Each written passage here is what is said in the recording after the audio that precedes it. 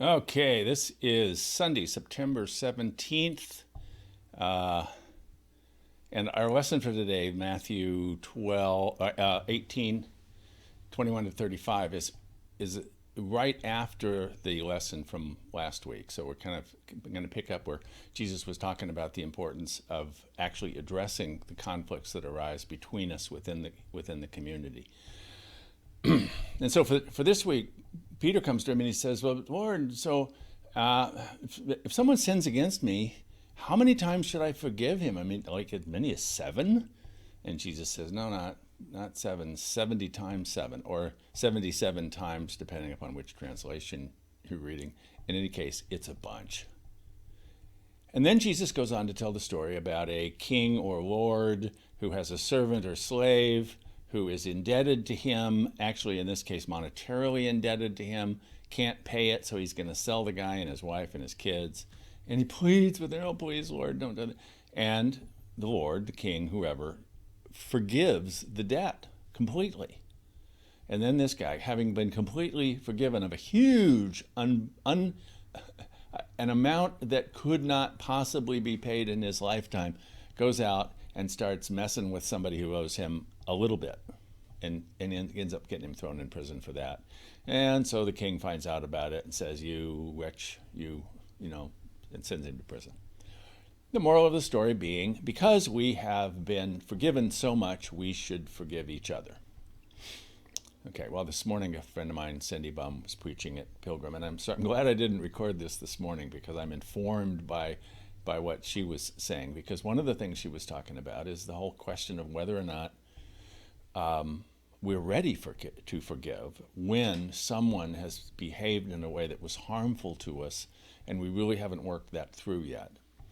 And it had me thinking about the difference between sin and abuse. And that is a distinction that I have not made. In fact, I have, in several times in my life, pretty much equated the two with each other. So I want to suggest to you that sin is something that is being out of alignment with who it is that we've been called to be. If I've got a sense that here that I have a purpose in life, this is what I'm about. The unique circumstances of my life have led me to be a particular way, to do a particular thing. This is my calling. This is what I discern as the purpose of my life, and I'm not doing it. I'm not showing up in alignment with who I know I am to be, my authentic self. Then it's that the dissonance between who I say I am and who then I show up as. That there's this, when you go to a dinner party or some kind of event where you're meeting people, standing around meeting people you haven't met before, and you say, "Oh, well, who are you and what do you do?" Those are the questions. Who are you? What is your authentic self?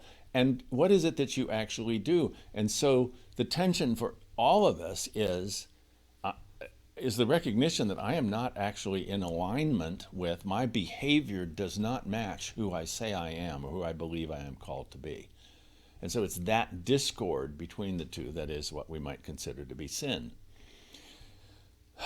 Now, yesterday afternoon, Joan was out walking our dog Theo, and Theo loves bunnies, and in fact, she encourages it. But he saw a bunny, took off running, pulled her. She was off balance, did a face plant in the alley, broke her glasses, broke her nose, broke her left kneecap, and he's a bad dog. But this morning I took him for a walk and I fed him breakfast. Right? I forgave him insofar as he's just doing what he does. Right? I'm not going to hold him accountable for being a dog, because in fact he's a dog. That is his nature, to chase bunnies. That's. But I would call that sin. But in the process of that, Joan got abused. She got really badly hurt. And so I would suggest that there's a distinction we can make between what happens at the spiritual realm, we're not in alignment with our true nature, and what happens in the relational realm when we make choices to use the power that we have to take what we want when as a consequence of that, somebody else doesn't get what they need. And that would be abuse. Forgiving sin, I mean, it's not mine to forgive. Right? If you're not in alignment with who you're, I might point it out to you, but I'm not holding you to it, because I'm also not in alignment with who it is that I say I'm trying to be.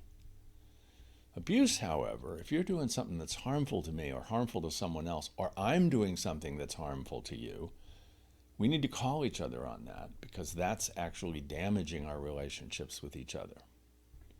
So a distinction about what we might mean by forgiveness, because to forgive the abuse, to pretend like, oh, I'm not really hurt by this, that's actually allowing a dysfunction, a harmful activity to continue to happen in our relationships, in our community. All right. Thanks for watching.